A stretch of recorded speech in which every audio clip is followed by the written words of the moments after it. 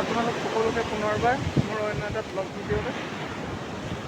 আজি আমি যাম এভাগ মন্দিৰ দৰ্শন কৰিবৰ বাবে, হনুমান মন্দিৰ।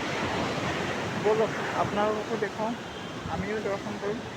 গোৱাতে আছে মন্দিৰভাগ, অতি সুন্দৰ, চাব আপোনালোক। ব'লক।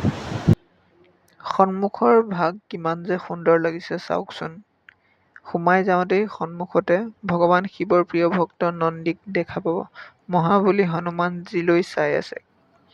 কাষতে মূল থাপনা ভাগ, শ্ৰী হনুমানজীৰ প্ৰতিমূৰ্তি আৰু এটি গদা আছে। থাপনাৰ সোঁফালে ভগৱান শ্ৰী ৰামচন্দ্ৰৰ প্ৰতিমূৰ্তি দেখা যায়। ওচৰতে থাপনাখনৰ সুন্দৰ সুন্দৰ কেইটামান ফটো আছে। হনুমানজীৰ এটি ডাঙৰ গদা ৰাখিছে। ইমান ডাঙৰ গদা মই হ'লে আগতে দেখা নাই।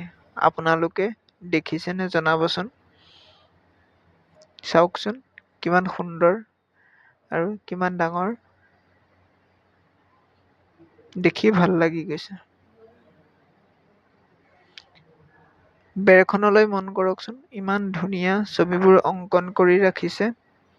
এয়া হোম যজ্ঞৰ ছবি। আগৰ দিনত মানুহে কেনেকৈ হোম যজ্ঞ কৰিছিলে তাকেই বৰ্ণনা কৰিছে।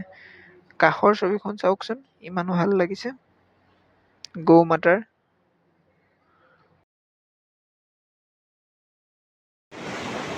ভিডিঅ'টো শেষলৈকে চোৱাৰ বাবে ধন্যবাদ।